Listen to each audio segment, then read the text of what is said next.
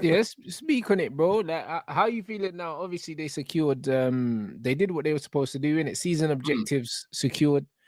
Could add a European trophy to that.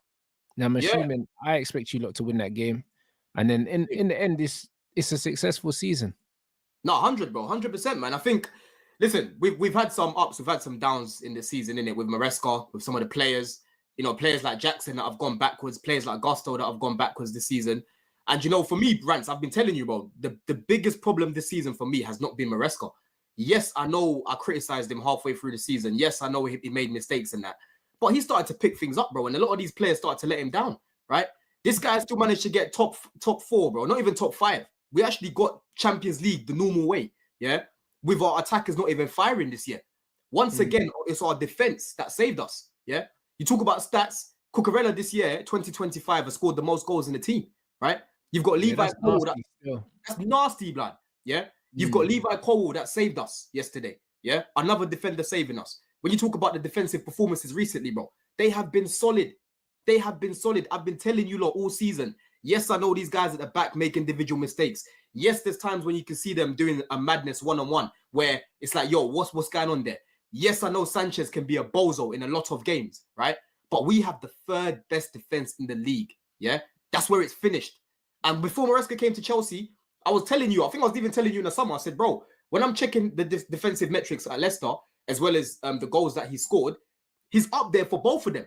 So that shows me that he's a manager that can actually have balance in his team. Because certain managers like De Zerbi, like Poch, they can coach and attack well, and Ange, they can coach and attack well, but the other side of the game, they can't do it. You know what I'm saying?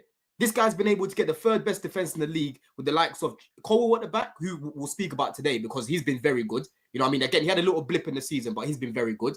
Likes of Tosin, the likes of Chalobah, right? These sort of centre-backs. People like to cook our midfield. Our midfield apparently gets run through, but Caicedo for me has been the best midfielder. You know what I mean? So I have to. Caicedo, no one can argue Caicedo, bro. Because Caicedo is undoubtedly just. Bro, he's been the best midfielder, level, bro. Different level, bro. Different level, bro. I'm gonna read some stats after about what he's done as well, because there's a lot of players that I want to give their props to, but I have to start off with Maresca because a lot of people are calling me delusional. They're calling me delusional. This guy's not better than Poch. He's a championship manager. What are you talking about? You're Wine Scout merchant. What are you talking about? Yeah.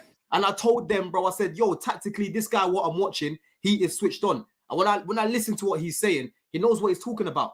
When a manager got asked a question about Cucurella, he starts talking about, you know when Cucurella started to get inverted at the end of the season, right? When he started to invert him.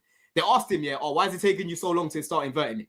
This guy starts talking about when you're building a chair, the chair's got to start aligning with the back and all of these things. And I'm like, what's all this waffle, bro? Yeah? That's an Arteta thing, bro. This when man starts speaking in analogies and that, they've lost it, mate. No, you've lost it, bro. The guy started speaking in riddles.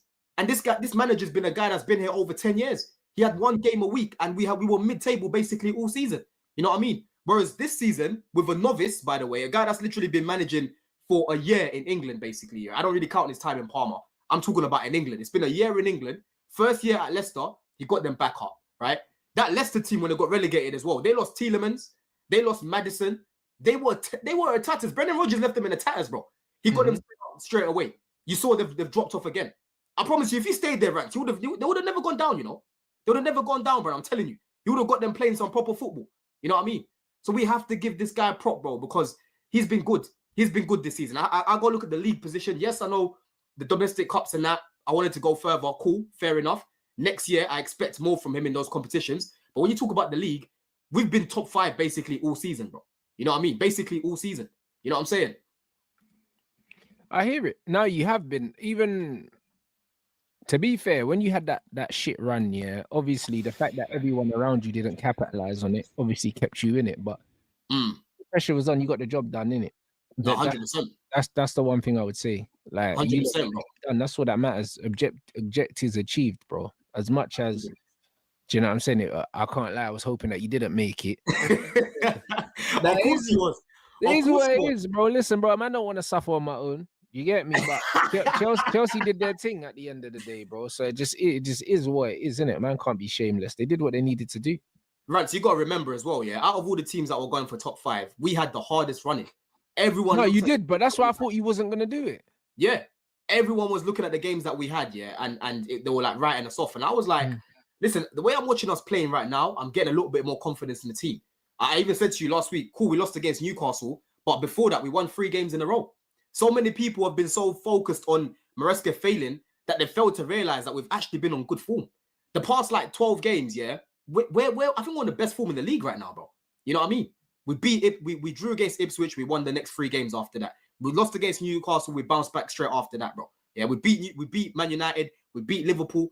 I'm not hearing nothing about these guys were drunk because I wasn't hearing this when you lot were looking at the last few games because you knew Liverpool were going to win the league at that point, right? Yeah. No one was telling me these things about they're on the beach and that. We had a job to do.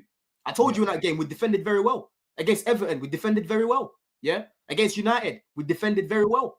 You know what I mean? We played well. So I have to big this guy up because the structure that he's brought in this team has allowed us to play like this, right? Last season, we had too much space in the midfield. I used to talk about Poch's Island all the time, yeah? People used to say, oh, Gallagher's your best midfielder. Bro, it was Caicedo. If it wasn't for Caicedo last season, we would have probably conceded over 80 goals, if anything, because he was fighting for his life by himself, yeah? Gallagher would fly off leaving him. I'm seeing Enzo Fernandez overlapping at left wing, overlapping at right wing, playing in the 10, yeah? Whereas with Maresca, he's you know, sometimes it doesn't really help him inverting all these players into the midfield, but he compresses that space, yeah? He doesn't allow for teams to just consistently play through us. A lot of the goals that we've conceded have been individual mistakes, sloppiness at the back. You know what I mean? That's been the major problem. And that's where I've got to look at it, Rants, and say, yo, we have Champions League football now, Clear Lake, yeah? This is the first time that you're going into the summer with Champions League football. You can't be penny pinching. You can't be making excuses. You can't be wasting the players that we've got, right? Because before, when we had some good players like Hazard and Kante, we didn't have the best recruitment after that, bro. I speak about this all the time. I've told you many times, Kante and Hazard. The club shagged them still. The club shagged them, bro. These are all-timers, and they both only have 2 Premier Leagues, bro. That's a shambles, yeah? That's a shambles. Kante's completed football, but bro, when I look at what he's won at Chelsea, I'm like, we had N'Golo Kante, the best ball winner I've seen in my whole time watching football, and we couldn't give him more than what we gave him, yeah? So that's where I'm looking at it now, bro. The likes of Caicedo, the likes of Palmer, the likes of Enzo, all these, man, they need to be tasting glory going forward. And the only way they're going to taste glory is by bringing in players that can come straight into that 11 and improve us straight away. Don't be bringing me any just meaty guys or more risks. I want specialists in this team, and I want guys that are ready to go now.